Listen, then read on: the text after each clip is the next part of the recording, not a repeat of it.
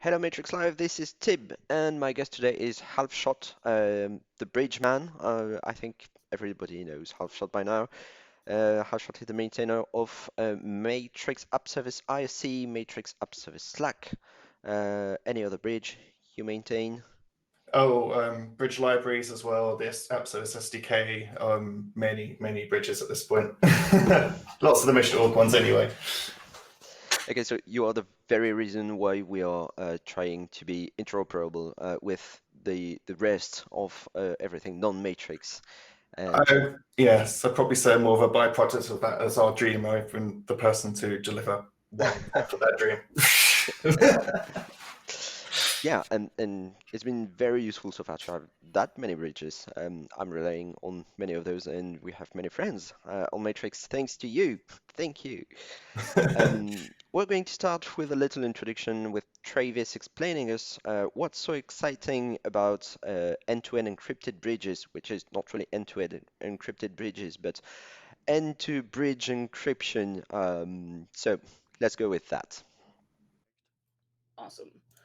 So a quick introduction to app services is basically that they're superpowered bots and bridges.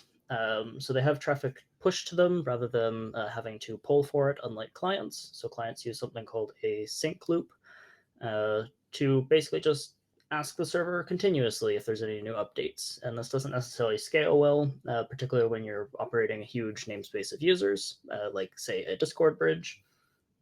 And yeah, so these attach to the home server itself, which does mean that the home server admins or operators need to actually add these things explicitly, just because it does take a whole namespace of users, and it would be a little bit bad if the app service could just register itself. But yeah, so it attaches something like this, where, yeah, there's the home server node, and users on other home servers through federation can still get at the app service. But in general, it is usually attached to just a single home server. Also, as a brief introduction to encryption, noting that this is heavily oversimplified. Basically, it works end-to-end between users. So a user over on one home server can encrypt a message, send it through the home servers over federation to another user, where it is then decrypted. The home servers in between do not see the messages. They don't see any details about what is being shared over the encrypted session between the users. And basically, this is done through two device messages. So each user's device or login has keys that can be used to establish these sessions. App services, however, over the link between the home server and the app service, do not currently have a way to send these two device messages.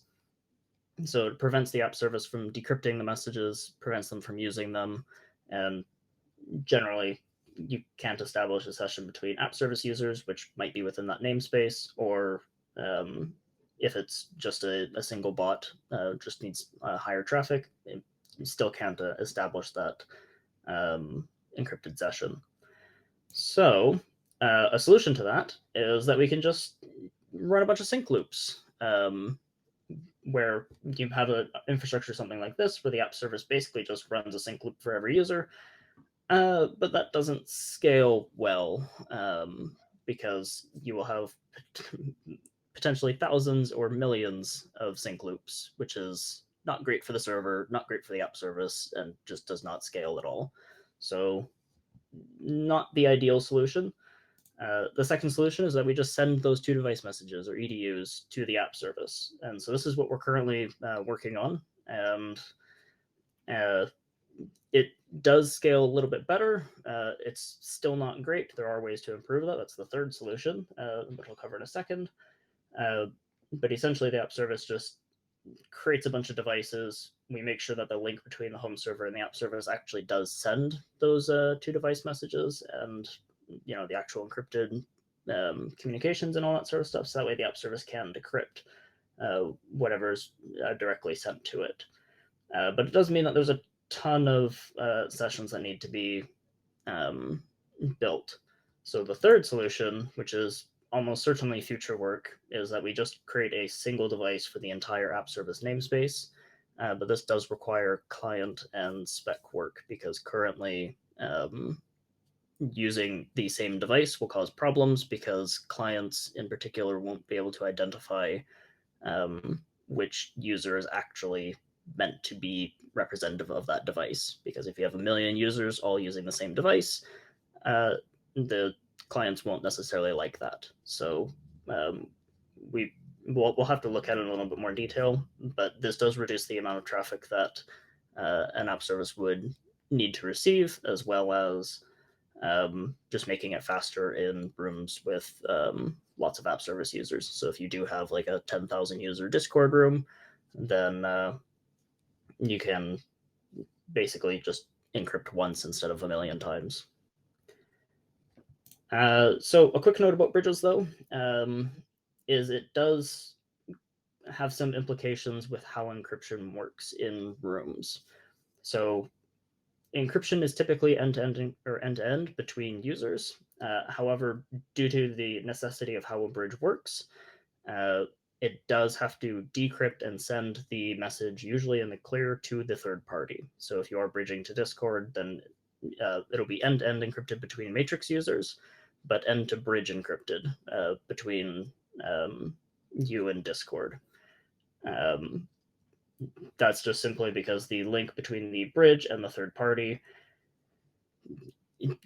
most certainly won't understand Matrix's encryption. If it does, great, then the bridge can just simply send it over. But in general, the third party's encryption, or in some cases, or most cases, clear text will have to be used. So just a note about how that works. The servers still don't see the messages in between because the bridge is supposed to be isolated from the home server in some capacity. But it is, just something to be aware of. But speaking of all the caveats of bridging, I'm going to quickly show off what a Discord bridge looks like when you encrypt it. So this is an encrypted room. You can see it from the shield. I've run a few tests, and this is extremely fragile because this is still very, very early days. But if I send a message here, in theory, if I look at Discord, it's there. And if I send the message back, then perfect. So it does work this time. And so it is, showing that it's decrypted. And if we look at the original event source, it's a Discord bridge running on localhost with, I'm sure that means something to somebody, and all the encrypted details. But that's encrypted app services. Okay, so that was a very detailed explanation from Travis. HookShot, how are we going to use them in real life? In practice, yes, that's the thing. We could talk about how we use them at the moment, or how the existing encryption bridge landscape looks. So we've sort of got two different approaches. We have the panalignment approach and the sort of syncing as a bot user approach. I'll talk about the syncing user one first. Just for maybe not everyone might know what panalignment is. Panalignment is brilliant. Basically, it enables any unencrypting client, any standalone client, to start using encryption. Basically sitting as a middleman on your desktop or your server, depending on how safe you feel, to have the traffic sort of pass through this daemon process and do the encryption bits for you. It's really cool because if you've written your first Matrix client, or your Matrix client hasn't got encryption ability yet, you can put it through this thing and suddenly you've got all those features. And some bridges use this to sort of handle encryption for them. If they don't want to implement all the encryption bits themselves, they can use panalignment to sit there in the middle, ferry traffic through it, and then you haven't got to write anything special yourself. The downside to panalignment is it uses the sync API.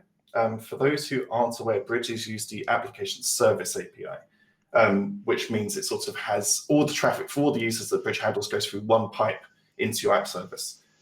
With the sync API, you can only sync one message from one user. You can only sync one user at a time. So you have many more requests going on, much more traffic, much more load on the home server. So we do not like using syncing for bridges. But if you're using panalignment with your bridge, you suddenly got to do lots of syncing, which means lots of load, which means lots of performance overhead. Some people prefer to use a sync as the bot, where they choose to use the bot user for the bridge to handle all the encryption. There's a slight weirdness with the Matrix, protocol in that you can use one bridge user to sync all the encryption in a room, also for the bridge users in that room. So you can sit there, have a single bridge user sitting in a room handling all the encryption for the bridge side, which is fine. But then it means every conversation you have with the bridge has this random user stuck in. So if you have a DM with run user on Slack or something, you have a free user conversation because there's got to be a bridge sitting in the middle handling encryption, which is rubbish. And so both these solutions are impractical, one because of performance overhead, and the other one because you have this third sort of sitting and then peeping in at your conversations user. So obviously we want to do something better. So encrypted bridges as a project is basically the idea that we're going to make the AS API speak native encryption. Storm, if I talk too much, I'll carry on talking for ages. Yeah, so the bridge AS API will speak encryption, which means it can do all the ephemeral event types you need for encryption. So this is things like 2 device messages, device list syncing, and basically handling encryption keys. It's now handling directly for the bridge API, not sort of a poor man's sync API in the client server spec. So the spec team and the Synapse team and the Travis team are working madly away trying to build this thing so that bridges can speak native encryption. I guess the plan for bridges is that the bot SDK, Travis's amazing TypeScript bot SDK, will be the first supporter of this protocol. Now, the bridge team on the Matrix side have been very sneaky, and we've implemented the bot SDK ahead of time into our bridge SDK. So basically, we're hoping probably like the first week that this stuff all lands, the bridges will get native encryption ability because all the SDKs all the way through the pipe all have support for encryption. Therefore, it's just a configuration on the end to turn it on. So our plan is basically to use Travis's amazing bot SDK stuff that's coming soon to turn it on for all of the Matrix bridges. Okay, so if I make it all that much shorter, the encrypted bridge is not really end-to-end encrypted through bridges. It's much doing things more correctly than Pentalemon, which was a walk around the limitations we had. Yeah. Okay, that's very cool. And I have an example in mind in practice. I don't know if that's something that's going to be useful or if that's something you have thought of already. Could we have somebody relying on a home server provider that they sort of trust, but maybe not entirely, and they would want to self-host their own bridge, and the home server provider would never be able to see the content of the messages? So it's totally possible. The thing you'd need to be able to do is that the home server provider allow you to run your own app service. It's tricky because app services are traditionally co-located with the server. There's no explicit reason why this has to be the case. In Matrix.org, we've often have home servers run by Element, and then the bridges run in Matrix.org to sort of keep the separation. So if your provider's happy for you to run a bridge outside their own home server environment, then yeah, everything becomes invisible to you. If it's co-located, obviously, technically not so much, because obviously it's running in the same place. But one of the nice things of this for free is you get the ability to store messages encrypted. So they're encrypted at rest. And so if you start deleting device keys or something to sort of keep them extra safe, then it's still much better than having it unencrypted. So even if the home server provider has your messages, you can always find ways around that to a degree. All right. So in short, the main advantage of end-to-end encrypted, well, end-to-bridge encrypted is performance. Yeah, it's just not running thousands of sync requests to your home server is a massive improvement. And just the brilliant thing with bridges is, of course, you can optimize heavily because you know where your users are coming from. They're often in the same sorts of rooms. And so the app service API is brilliant because you're just pushing messages through as you get them. The sync API relies on you batching requests together and the client saying, what's the latest? And then 10 seconds later, what's the latest? And doing this over and over. The home server can push stuff on demand to the app service, which means it gives it more freedom. And in theory, I'm talking sort of in the perfect world sense, but in ideal sense, it would be much faster. All right. Little birds told me about the Matrix-GitHub bridge that got a new name. Why a new name? And it's not just GitHub anymore? No, it was a terrible name. I picked it way back years ago going, oh, I'm going to write a GitHub bridge because we didn't have one that I was happy with. My goal was to build one where you literally bridged GitHub into Matrix. It wasn't, occasional webhook events. It was, oh, my GitHub is literally on Matrix. I can join a room and there's my issue, there's my repo, there's my settings, there's my notifications. Of course, we quickly found that, as every company does, you don't just use GitHub, you use GitLab, you use Jira, you use all sorts of things. And so this bridge became bloated and full of different protocols that we support because it was easy to keep adding bits to it. And it recently came to a customer project where I was trying to say, we should use this bridge. And they're like, but it's a GitHub bridge, and we need GitLab, and we need Jira. And I'm like, it supports that. And they're like, well, why have you called it GitHub? And so I was like, okay, we'll have to call it something else. And then Travis said, why not just HookShot? And the name just sounds great, so I'm like, okay. And it also reminds me of HookShots. It's brilliant. So we're calling it Matrix HookShot. And yeah, there's nothing has changed fundamentally in the code at all. We just said one day we can't keep calling it GitHub. It's now called HookShot. And it's a real bridge. I mean, we know the user here and there where you type like exclamation mark GitHub. I'm not happy because the application is not working. So that is a bot. And what we are talking about here is not a bot, but an actual bridge.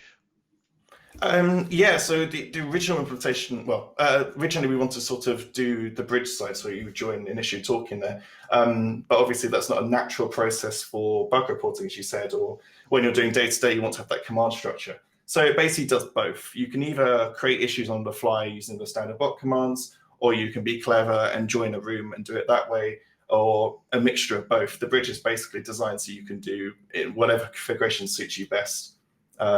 One of the features I love about the bridge is you can do notifications. So my GitHub notifications are terrible. And I think with most people, their email boxes quickly fill up with stuff. So all that stuff is now bridged into Matrix. So I have a Matrix room that scrolls through my latest notifications. And they've all got different notification filters on them. So it pings if it's urgent or it doesn't ping if it's not urgent. So you've got the ability of Matrix to filter your messages with the GitHub sort of pipeline of all the messages coming in, which I find super useful. It's awesome. Is it possible to see how it looks like in practice? The notifications is difficult because it's my notifications. Yeah, maybe not the notifications, but bridge. Yes, so let's do a demo of the bridge. I just pop open. You know what? I'm going to need 2 tabs because there's so much stuff going on. Let's see if I can hopefully screen record. Cool. All right, so I just want to sort of show off the GitHub Bridge discussion support. Basically, this is the ability to bridge in discussions on GitHub into Matrix. You can see here I've got a space which is sort of very self-indulgent because it's called Welcome to Will Hunt, which is always good. And it's basically the space of you or the space of your organization. You can see here Matrix, we've got the Matrix one for Synapse. And this one, we've got the parent discussion, me, which then parents down to a repository. So we hit this, you can see this is my repository chat room, which is linked to my public repository chat room. And then here you can see some of my discussions. So what we're going to do is hope this bridge works. We're going to create a discussion and then talk to ourselves in it. So if I go, hello, Matrix, live, like that, I think it needs a body, because I would get upset. I've given it a waffle because it's quicker than Wave. And I'm going to select category. Oh, this is definitely a show and tell. So if we do that, I have a feeling that Element doesn't automatically reload stuff. So I'm going to hit this. There we go. So there's my chat room. So you can see here under my chat rooms discussion, we've got Hello Matrix Live. So if I join this, you can see here it's created a room automatically. You can see the alias is actually GitHub discussion HookShot chat room 73, which maps up nicely to HookShot chat room discussion 73.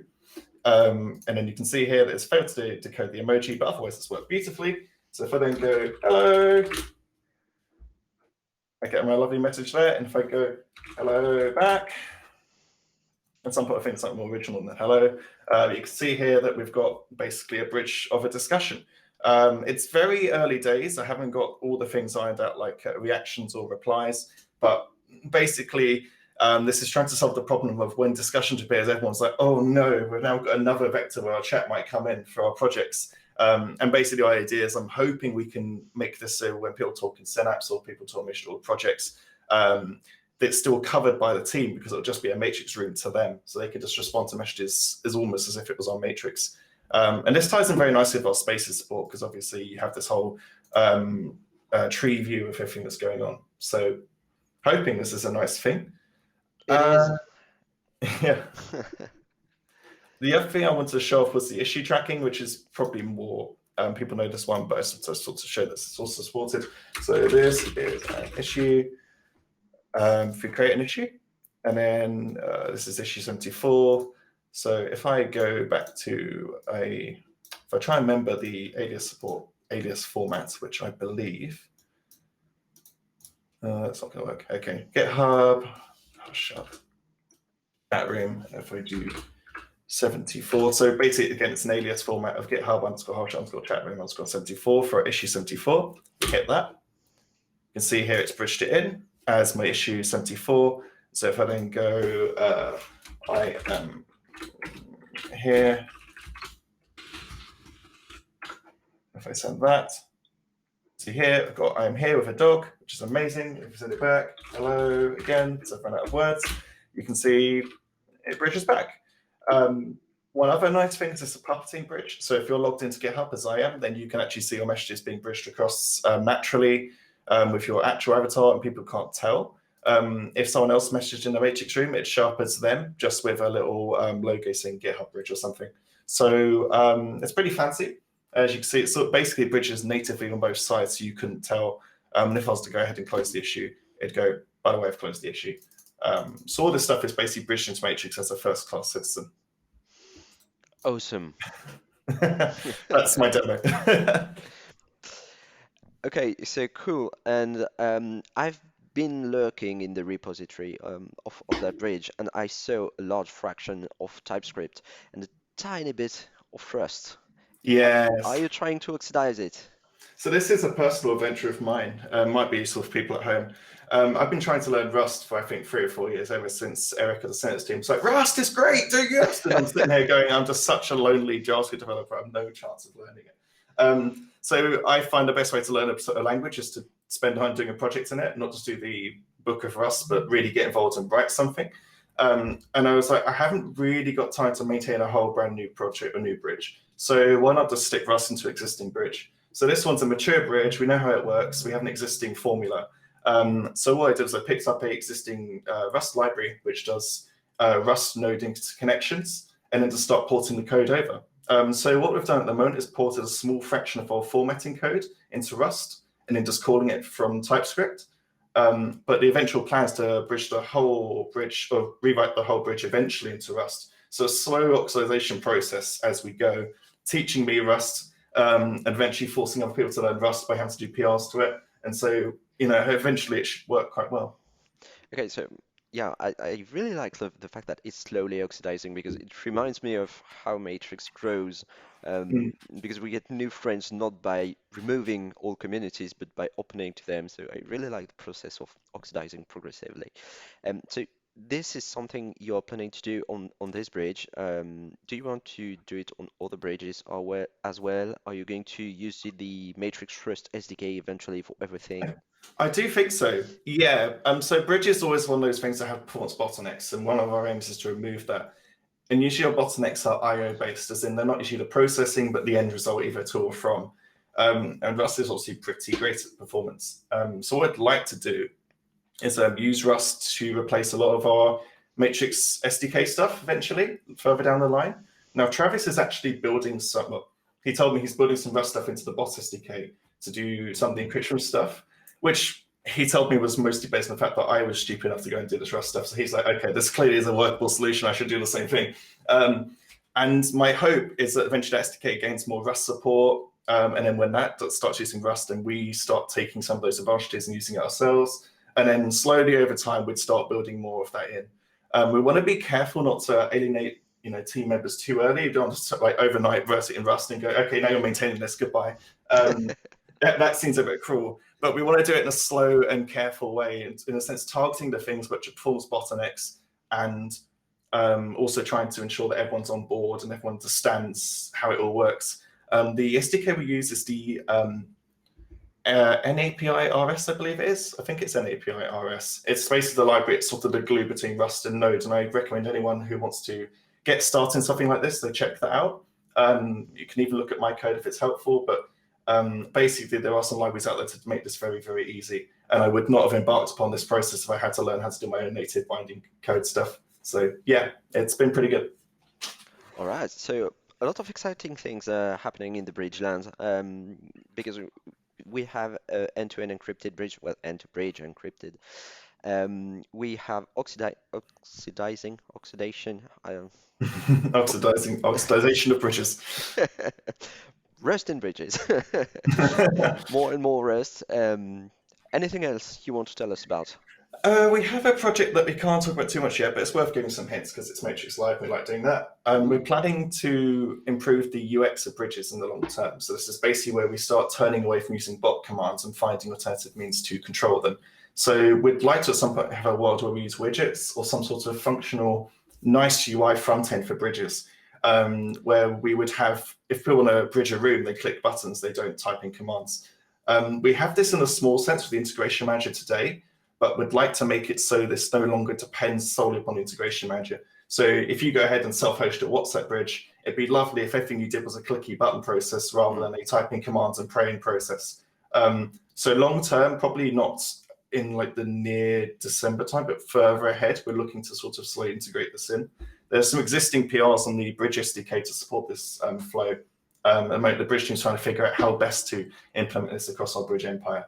But yeah, on our minds, I think at the focus is we're happy with how the bridges work for the most part, and now we want to improve the experience, not just the pure functionality. And do you have everything in place today to do that, or do you need to have some MSC to extend the spec to do that? There's always an MSC on the horizon. We want to, I think one of the things we'd like to do is have widgets be more accessible to clients other than Element. It's always like forefront of my mind so that people don't just use Element. Obviously, it's Matrix. It's a big part of different clients. And so if we build any solution, we want to make sure that it's always backwards compatible.